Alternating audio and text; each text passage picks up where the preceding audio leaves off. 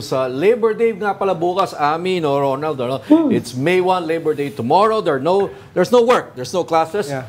But this is one labor sector group that tuloy-tuloy dapat trabaho na ito eh. Pero may balak silang protesta, yung mga TNBS o mga riders natin. Let's speak to Ramon Paleracio, President of the Lala Move Drivers Association. Ramon, tigil, magandang hapon, sir. ano pwedeng tawag dito? Tigil, tigil pasada? Tigil sir, biyahe? Stop booking po kami. Stop booking. Yan. Tigil booking. Oo. Gano'ng katagal? Gano'ng katagal? 1 day, 2 days? Whole day po siya tumulong. Okay. Whole day. Walang lalamove bukas, buong araw. Ganon. Wala Ramon. po. Ano po yan, sir? Kasama po yung Davao, Cebu, Pampanga, Calabarzon, NCR.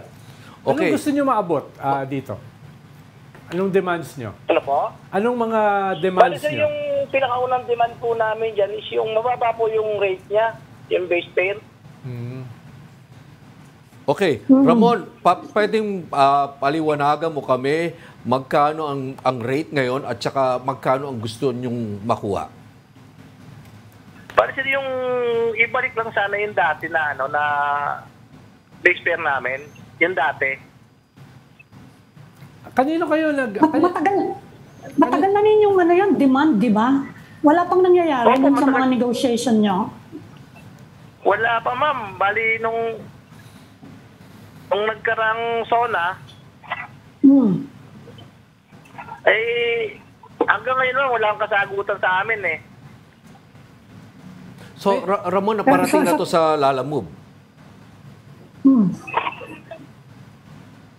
Ramon? Yes po. Alam Opo. na yung mga demands nyo ay naparating na naman sa Lala Move. Opo, maraming beses na po kami Gal na eh. sa kanila, pero wala po silang action eh. May paliwanag ba naman sila? Kung Wala bakit? rin po eh. Deadma Wala lang? rin po. Deadma lang, Ramon? Bali ganito sir na mapag-ano nga po kami sa DICT para ipatawag sila, pero hindi sila pumupunta. Ramon, ano bang status nyo? Curious lang ako, paano kayo nagne-negotiate? Meron ba kayong employee-employer relationship? Dahil usually sa gig economy, wala yan eh. Di ba? Yes. So ano kayo? Union ba kayo? Asosasyon ba kayo? Cooperative ba kayo? Paano kayo nagne-negotiate sa management? Kung hindi malinaw ang inyong labor management relationship.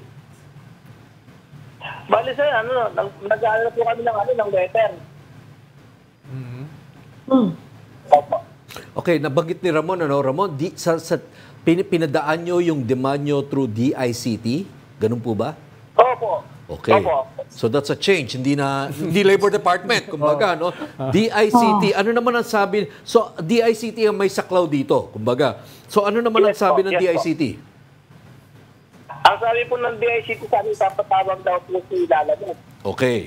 Yun ang magiging aksyon ng DICT ay ipatawag ang Lala Move. Ganon. Opo. Okay. Interesting. Di ba? Yeah. Di ba dapat sa labor? Employer, hindi siya labor, ano? Oh, hindi siya labor, Wait, Ami, kasi itong Lala Move na to is an app. Diba? It's an app, Oo nga, right? iba siya. Hindi malinaw, Ami, yung employee-employer Kaya siguro, relationship. matagal na itong issue na to. Kaya siguro, nahihirapan na i-resolve. Hindi malaman kung sino dapat ang magre-resolve. Bagong-bago to. Yun ang problema. It's a test case, no, Yes, Ronald? yes. It will be a test case. Because the future is the gig economy, sabi Yes. nila. Kaya Grab, yung Lala Move, etc. No? Pero sa ibang mga bansa kasi may president eh. Nagkaroon ng employee-employer relationship eh. Kaya yun ang tinatanong ko kay Ramon. Kaya nga eh. Halimbawa, yung Grab, humihingi sila ng mga insurance, humihingi sila ng social welfare benefits, no, etc. Tsaka sabi mo, may decision ng Grab na magbigay. Well, merong Gumagalaw. merong ngayong bill sa Singapore. Okay. Dahil yung management Yes. ng Grab is based in Singapore na bigyan ng benefits yung mga Grab workers. Ibig sabihin, that will be a precedent case na obligado ngayon yung Grab na itong mga technically walang employee-employer relationship, bibigyan ng benefits. Right. Kaya yun din ang tanong ko sa Lala Move. In this case nga pala, Ami, no, Ramon, ano, ang, we checked and it seems that yung Lalamove naman is based in Hong Kong. So may ganon. Anong jurisdiction meron ang DICT, for example, that's a question, sa isang kumpanya na tech company na based in Singapore, in Hong Kong. Meron yan pa isang problema eh. Pero tingnan natin, kasi kung hindi bibiyahe, kung stop booking ang mga riders bukas sa Ramon, Pressure yan. Oo, pressure yan. Ramon, mga ilan riders ang kasama sa grupo nyo? Bali, sir, kami, more or less 50K po kami. Ilan? Nasa 50,000 po. 50K. Malaki. Oh, malaki. 50,000. Malaki. Ramon, solid ba kayo? Yes po. Solid ba itong 50K na ito? Opo. Kasi nakagawa na po namin yung nakarang taon na yan. Anong tawag sa organisasyon nyo, Ramon? Association? Cooperative? Definitely, hindi kayo union, di ba? So, Bali, Association. nakakapapos po sa amin yung Collision of Union, Courier, and Shippers Services po. Okay.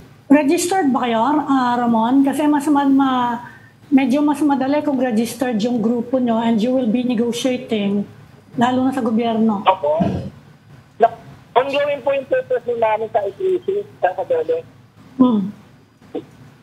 Sasaya Ramon yung kakumpetensya nyo, ha? Hindi ko nabanggitin kung alin. Pag nag-strike kayo bukas. Medyo mahal nga lang yung kabila, pero sasaya yan. Yung nga naman, yung Express. Oo. Mahal namin yun, doble tingin nun. Yun. Oo. Kay Ramon, Hahaba pa kaya yan? Talagang one day lang ang balak nyo. Wala kayong balak kung sakasakalay kasi hindi basta-basta yan na makakakuha ng impact eh. Ma'am, actually, ma'am, naparating namin sa Congress ko eh. Kaso wala pa din eh. Nakausap na po ako ng Congresswoman. Nakausap na daw nila yung representative ng Lalamove, pero wala pong balita. okay. Ramon Paleracio, maraming salamat. Si Ramon po yan, presidente ng Lalamove Drivers Association na balak magtigil booking bukas.